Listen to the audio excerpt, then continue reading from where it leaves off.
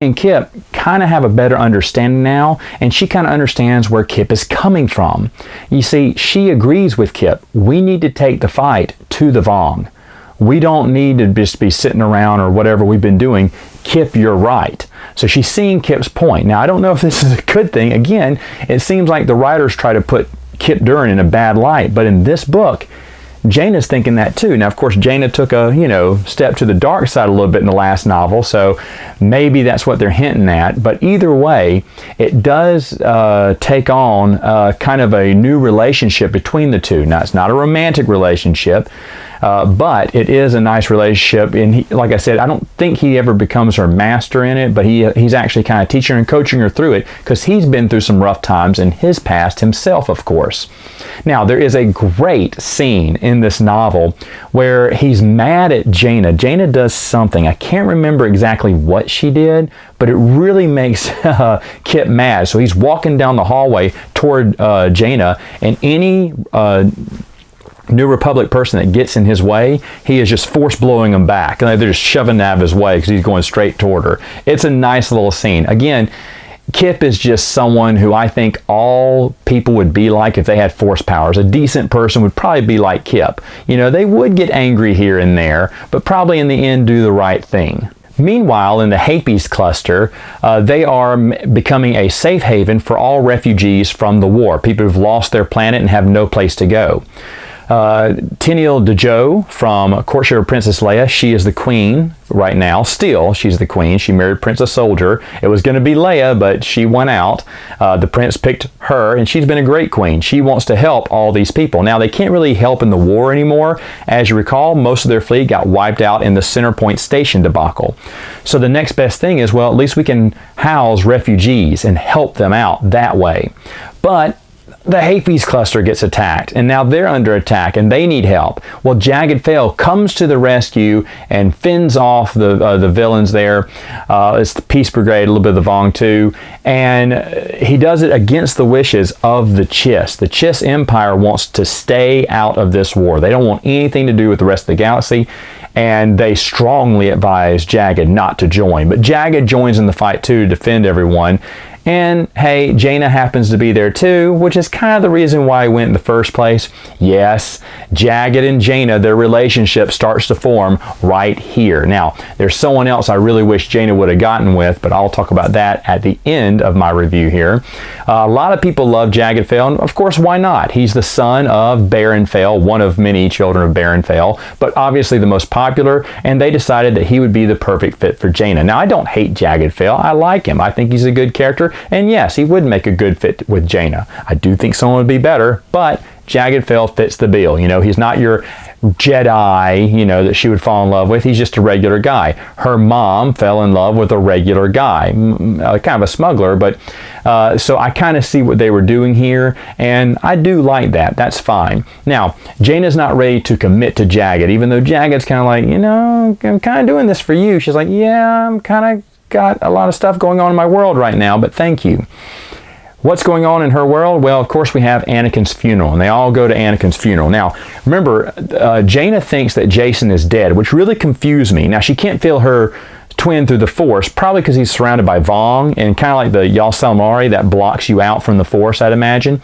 So she believes because she can't feel him in the Force anymore, that link the twin share is gone, he's dead. But Leia says, no, as a mother, I knew when Anakin died, and I would know if Jason was dead too. I could feel it in the Force. But Anakin's funeral happens, and after that, Kip and Jaina get together, and they decide on a plan to go after the Vong. Now, meanwhile, the Vong, they already have Jason, and they desperately want Jaina. They want to get both twins. Remember, twins are deified in the Vong culture, and Savan La, he knows that if he can get Jaina, then he will have both twins and hopefully twist them both to be Vong, fighting for the Vong, and that would be a symbol, and the gods would be happy, and a lot of Vong would cheer on that.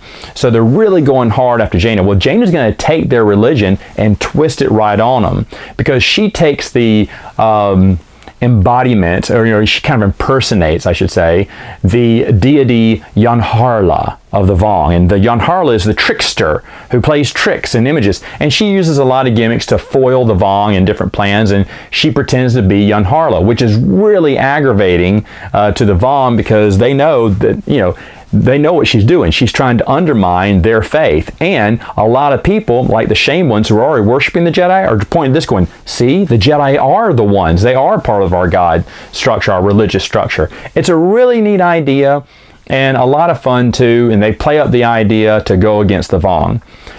Meanwhile, back in the Hapes cluster, Tachum, who is the older lady, we remember her from Courtship of Princess Leia. She's Princess Soldier's mom. She's kind of conniving and evil, and she hates her daughter-in-law. Her daughter-in-law that she got is not who she wanted. She wanted Leia. She got Dezhou. Dezhou is too weak, in her opinion, holding refugees. We need to just stay with Hapes. Hapes only. Hapes comes first. The Hapan culture comes first before anyone else in the galaxy. But she doesn't like her daughter-in-law, doesn't like the way the empire's being run, and she really wants a new wife for Princess Soldier. That's right, she's trying to break up the marriage of her own son, and who she thinks is perfect is Jaina. Jaina's strong, battling and everything, and that's who, and also Tachum thinks, well, I can control her too, because she's younger. Tenyo Joe's part of this, Dothamir witches, and they're strong, independent women, and she hasn't really taken my advice. Of course, Jaina, at first, when Tachum is talking to her, she thinks, oh, you want my mom again, and then realizes later on, wait, you mean me? Marry the old guy, Princess Soldier, who's really old, like my mom was courting him before I was born? You? But she turns her down and says, no way, and takes off. Now, I remember reading this book, Dark Journey, and through it, I have to spoil another death. I'm so sorry, but I have to do this because it impacts the rest of the story. But I remember thinking, I was like, holy cow, I finally read a book where no one dies. Because I was looking for that. I was like, wow, someone always dies. Some side character that we've known of always dies in each one of these books. I think it's on the second to the last page, or maybe even the last page, they kill off Tenyo Dezhou. She is poisoned. They enter the room and they find out that she's been poisoned. Obviously, it's the mother-in-law, right, who's done this. And she's hoping to get a stronger leader in there.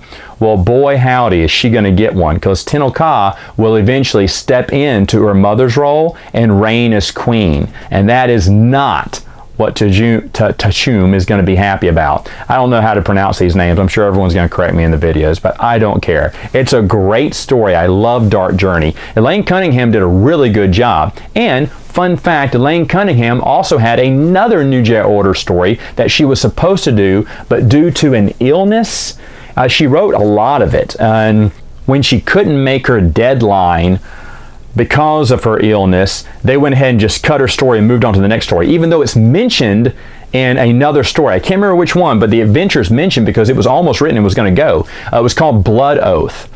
And in Blood Oath, it was going to focus on Zeke, or Zach, from the Young Jedi Knight series, which would have been awesome. We've seen him here and there, like he's been on a few missions with them, but we haven't had his own story before. Well, this is going to be his own storyline, and he was supposed to meet, I guess, his love of his life too, and have a story where he fights the Vong, and kind of how he has developed from a character. He was a kind of a bounty hunter when we saw him in Young Jedi Knights, but now he's kind of accepted his role back as a Jedi and helping the Jedi out in their darkest hour.